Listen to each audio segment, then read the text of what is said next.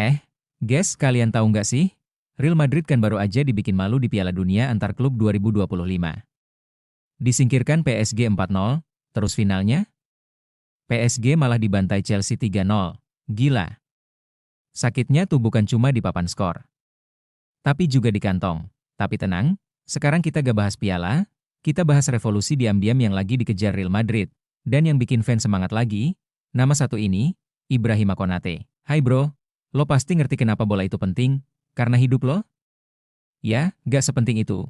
Tapi tenang, di channel ini, lo bakal ngerasa penting lagi. Kita bahas berita transfer terbaru, gosip bola, dan drama klub elit bareng gue, fans halu tapi serius, mau subscribe? Bagus. Gak mau?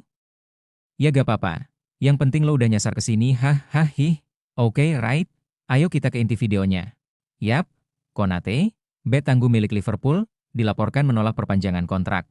Dia secara terang-terangan prioritaskan pindah ke Real Madrid musim panas ini. Dan itu bukan rumor doang. Laporan media menyebut, Konate udah gak sabar buat ngerasain tantangan baru. Di usianya yang 26 tahun, dia lagi di masa puncak performa. Bek tinggi, cepat, agresif, dan cocok banget sama filosofi Xabi Alonso yang mau bangun tembok baru di pertahanan Madrid. Dan kalian tahu nggak, fans Madrid langsung heboh, Konate ke Bernabeu? Gas, ini upgrade serius. Akhirnya Madrid mikirin lini belakang juga.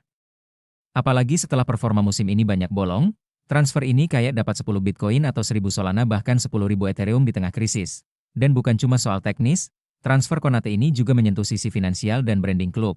Madrid, yang sempat dikritik karena kalah di market dari Chelsea dan PSG, sekarang mulai ngejar balik lewat pemain muda penuh potensi. Di dunia sepak bola modern, investasi pemain itu bagian dari strategi bisnis. Konate bisa jadi bukan cuma bek tangguh, tapi juga wajah baru Madrid. Bisa masuk kampanye global, fans muda, dan bahkan jualan jersey. Beberapa analis bahkan bilang, kehadiran Konate bisa balikin citra Madrid sebagai klub modern dan kompetitif.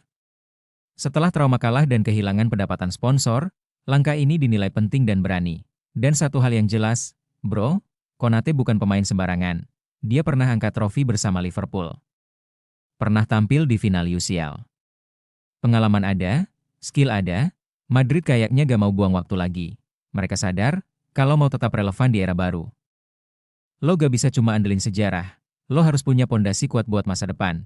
Jadi pertanyaannya sekarang, apakah transfer ini bakal jadi titik balik Madrid?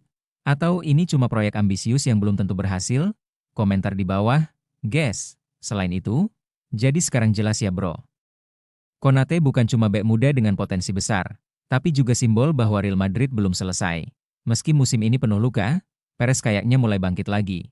Dan kalau transfer ini berhasil, bisa jadi awal kebangkitan Los Blancos setelah kemunduran finansial dan prestasi. Tapi tenang, ini baru setengah dari ceritanya, segmen selanjutnya jauh lebih panas. Karena ternyata, Perez secara gak sadar malah bantu Barcelona. Yes, rival abadi mereka sendiri. Dan yang lebih parah, efeknya bikin Madrid rugi secara finansial. Tunggu dulu sebentar bro, anggap ini waktu rehat sebentar. Lo bisa dukung channel ini dengan nonton video ini sampai habis, dan jangan skip iklan kalau bisa. Dari situlah channel bisa terus hidup. Dan upload makin rajin tiap hari. Api, Rek, mari kita ke segmen berikutnya. Api lo pasti mikir ini hoax, kan? Tapi serius bro. Real Madrid, rival abadi Barcelona, justru jadi kunci yang bikin transfer Luis Diaz ke Camp Nou makin mulus. Dan yang lebih gokilnya lagi, mereka gak sadar sama sekali. Iya, pemain yang sempat jadi andalan Liverpool, yang bikin fans The Reds kelepak-kelepak, dan dihargai kelewat mahal sampai Barcelona sempat angkat tangan. Sekarang tiba-tiba proses transfernya malah jalan mulus, dan faktornya? Bukan karena Barca dapat suntikan dana dadakan, tapi karena Real Madrid ngerem. Gue kasih kronologi cepetnya ya. Waktu awal nego, Barcelona udah ngedeketin Luis Diaz lewat agen dan perantara. Masalahnya? Liverpool kasih harga tinggi banget.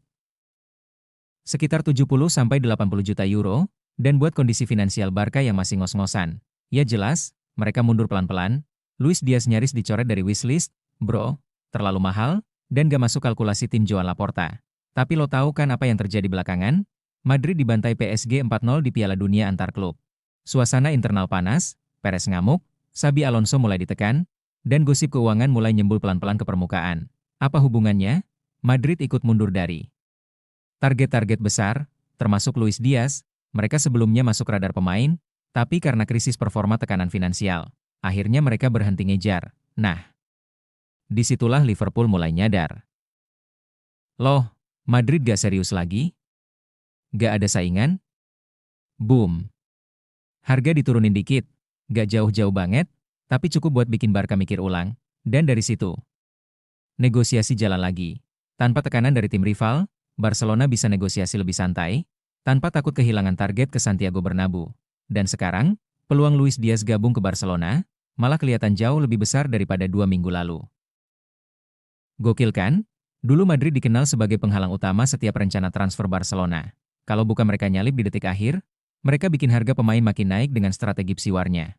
Tapi kali ini, Madrid malah jadi jalan tol buat rivalnya. Dan ini bukan cuma lucu, tapi jadi gambaran jelas gimana dunia sepak bola sekarang udah gak kayak dulu lagi. Lo inget gak? Dulu kita sering bilang, rival itu saling jegal. Tapi sekarang, di balik layar, semua bisa berubah. Gak semua keputusan diambil karena ingin ngerugiin rival. Kadang keputusan klub buat bertahan bisa jadi keuntungan buat lawan. Inilah sepak bola 2025, bro. Era di mana sepak bola bukan cuma ditentukan oleh 90 menit di lapangan, tapi juga strategi, waktu, momen, dan siapa yang paling tenang di tengah tekanan. Dan kalau lo pikir ini cuma kebetulan, lo salah besar. Karena kita udah masuk era baru sepak bola global. Era di mana klub yang ngerti peta kekuatan ekonomi dan politik dalam transfer, punya peluang lebih gede buat unggul, dan ini baru awalnya. So menurut lo gimana? Apakah Madrid memang lagi dalam fase lemah sampai gak sadar bantu rival? Atau Barca yang makin licin dan cerdik manfaatin situasi? Komen di bawah ya bro. Dan jangan lupa, setelah ini kita bakal masuk ke segmen pamungkas tentang gimana sepak bola dunia udah berubah ke arah Web3, digitalisasi, dan masa depan klub modern. So stay tune, jangan skip. Donald Trump muncul di momen penyerahan trofi. Yap, Presiden Amerika yang penuh kontroversi itu tiba-tiba jadi sorotan.